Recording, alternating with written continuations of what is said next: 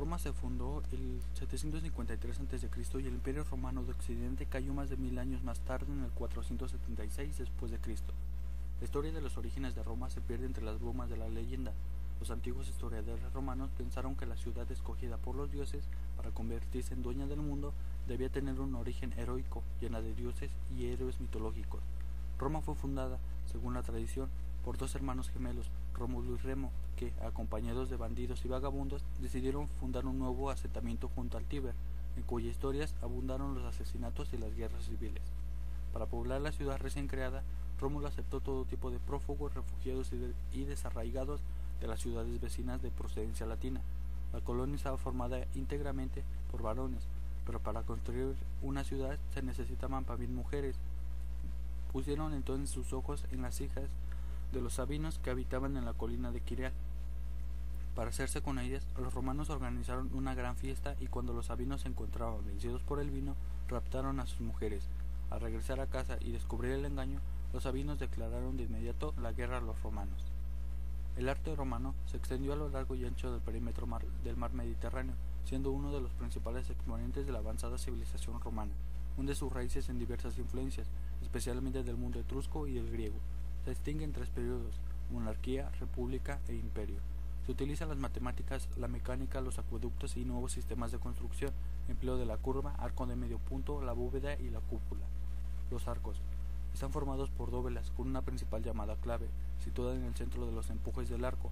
La primera dóveda se llama salmen, la línea donde descansa el salmen es la línea de imposta. El interior del arco se denomina intratos, en el exterior extratos. La luz es el ancho del arco, flecha es el alto del arco. Cuando el arco está ligeramente alargado se llama arco peraltado. Emplea como material el mármol y el cemento formado por piedra volcánica, arena, cal y agua. Los órdenes de columnas van de toscano, dórico, jónico, corintio y compuesto. La característica esencial de la arquitectura romana es sobre todo su racionalidad y funcionalidad. Sin embargo, no debe olvidarse que su deliberada grandiosidad monumental, como expresión del poder y superioridad de Roma frente a los pueblos conquistados. El templo romano es de ascendencia etrusco y griego. Del templo etrusco toma su ubicación sobre un alto podio con un único acceso frontal. Del templo griego toma la larga celda y la columnata perimetral. Edificios funerarios. Suele tener planta circular, pero durante el periodo imperial conocen las pirámides y les gustan. Cayo Cestio se hizo construir una tumba piramidal. En los edificios funerarios la parte superior se solía coronar con vegetación. Edificios de uso y diversión. Los romanos tenían el lema panem en circese, pan y circo. Con este lema mantenían al pueblo entretenido y alimentado para que no se les ocurriera la idea de cuestionar a la autoridad. Anfiteatros.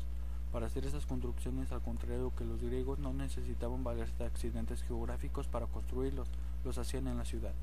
Termas. Baños públicos donde también se podían hacer otras actividades como nadar. Teatro. Se desarrollan dentro de la urbe, son de forma semicircular y están compuestos por la escena y el prosedium. Circo. Se utilizaba para las carreras de caballos. En el centro había una gran espiga decorada que delimita el espacio. También había competiciones atléticas. Había tres tipos de carros utilizados en la competición: auriga, vigas, cuadrigas. Gimnasio, lugar de entrenamiento. Las casas romanas eran distintas según la clase a la que perteneciera. Domus era la casa de los romanos ricos, se situaba en la ciudad y tenía el perímetro amurallado. Villa era la vivienda del campo. Insulae era la vivienda de los pobres. Obras públicas. Las ciudades romanas bien creadas sobre asentamientos indígenas o de nueva creación exigieron la construcción de grandes obras para salvar ríos, abastecer de agua potable la urbe o facilitar viajes entre esas ciudades. Por ello, algunas de las obras de arquitectura romana más interesantes son los acueductos, puentes y calzadas. Escultura romana. Aunque la escultura romana tuvo infinidad de representaciones, soportes y funciones, no cabe duda que sea el retrato lo más sobresaliente. Los materiales más utilizados en el retrato romano fueron bronce y mármol. Tienen influencia etrusca. Los materiales que se utilizan son mármol y bronce, poseen carácter narrativo que presenten cosas de la vida cotidiana, además de ser propagandísticos e históricos. Se realiza un estudio por periodos y se cuenta a partir de la época republicana. Se elaboran retratos donde se intenta captar la psicología del representado.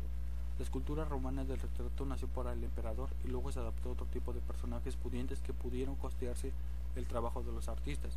Tipo de escultura: retrato togato, representación religiosa con toga y manto sobre la cabeza, retrato toracato, representación militar con coraza, retrato apoteósico, representación divinizada de cuerpo desnudo, corona de laurel y atributos de un dios. Relieves, cuentan historias, narrativas y propagandistas. Un ejemplo es el Arapacis, altar de la paz, tiene una estructura cuadrada y se divide en dos frisos, uno con motivos vegetales y otro arriba con relieves históricos donde se hace mención al origen mitológico de Roma. Pintura romana. Hereda de la pintura griega, se presentan las grandes composiciones del Imperio Romano. Sin embargo, no solo se desarrolló este tipo de pintura de grandes dimensiones, sino que no le da pintura sobre caballete fue frecuente entre las clases altas del Imperio Romano. Dos hombres destacan como precursores de la pintura histórica romana, Fabius Pictor y Pacuvius. Estos dos pintores nos remiten a un tipo de pintura histórica en la que las representaciones batallísticas y las conmemoraciones de victorias serían los temas más frecuentes. Se distinguen dos pictóricas o estilos bien diferenciados. Estilo neoático, preocupado por la forma humana, resalta temáticas mitológicas y epopeyas.